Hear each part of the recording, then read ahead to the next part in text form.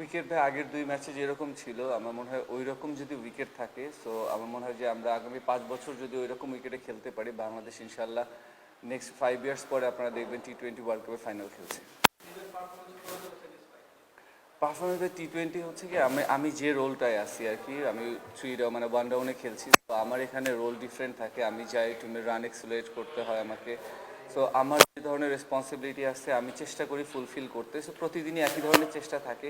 So everyday প্রত্যেকটা মানুষ successful হবে না, সবার ক্ষেত্রেই তাই। সো একদিন সাকসেসফুল হবে, একদিন হবো না, বাট আমি যেটা চেষ্টা করছি সেটা আমার ব্যাটিংয়ের যে অ্যাপ্রোচটা আছে সেই অ্যাপ্রোচটা যাতে সবসময় ঠিক থাকে।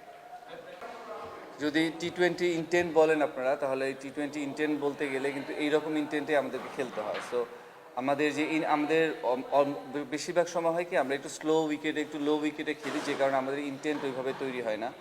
আমরা যে ধরনের উইকেটে এখানে খেলছি, সো এই ধরনের উইকেটে খেললে আমার মনে হয় যে বাংলাদেশের প্লেয়ারদের ইন্টেন্টটা খুব ইমপ্রুভ করবে।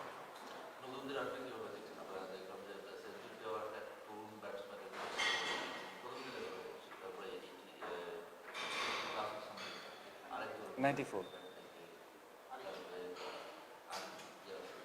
এদের আসলে অ্যাপ্রোচ কেমন দেখছেন না, খুবই ভালো। আপনি যদি T20-র অ্যাপ্রোচের কথা বলেন, আমি বলবো যে জিসান 100 করেছে, খুবই ভালো অ্যাপ্রোচ ছিল। ব্যাটিংয়ের যেরকম অ্যাপ্রোচ থাকা দরকার T20-তে, আরিফুলের অ্যাপ্রোচ খুবই ভালো। ওভারঅল আমি বলবো অ্যাপ্রোচ আপনার কিন্তু তৈরি হবে আপনি যখন ভালো উইকেটে খেলবেন, ভালো উইকেটে কনসিস্টেন্ট বেসে যখন খেলবেন, তখন আপনিও জানবেন যে আমাকে ওভার হিট করতে হবে না, আমি বল টাইমিং করলে বল বের হয়ে যাবে। সো ওইভাবে যখন আমরা উইকেটটা ভালো উইকেটে খেলার অভ্যাসটা আমাদের ভিতরে চলে আসবে, তখন আমাদের অ্যাপ্রোচটা ইমপ্রুভ করবে। আর নেক্সট জেনারেশন যারা আসতেছে তারা অবশ্যই বেটার প্লেয়ার হতে হবে। তারা যদি বেটার প্লেয়ার না হয় তাহলে তো বাংলাদেশের ক্রিকেট ইমপ্রুভ করবে না এবং সামনের দিকে যাবে না।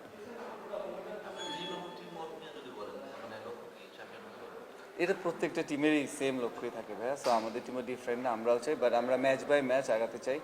হোপফুলি 3টা ম্যাচ আল্লাহর রহমতে আমাদের খুব ভালো গিয়েছে, আমরা ভালো 3টা ম্যাচ শেষ করতে পেরেছি। নেক্সট ম্যাচের দিকে এখন ফোকাস, আমরা ম্যাচ বাই ম্যাচ ফোকাস করতে চাই। আপনি এক্সপিরিয়েন্স অনেক তরুণের কথা বলেন। আন্ডার 19 ওয়ার্ল্ড আপনাদের ক্যাপ্টেন আকবর আলী, তো উনি যখন শুরু করেন তাকে অনেক বড় আসলে প্রস্পেক্ট একটা ভাবা হচ্ছিল, বাট এনি হাউ তার নামটা আসলে ব্যাটে সেভাবে আসেনি বা কন্টিনিউয়াসলি আসেনি। আপনি দলের ক্যাপ্টেন, মানে আকবরকে নিয়ে আপনার ফিউচারে কেমন করতে পারবে বা আপনার চিন্তাধারা কেমন?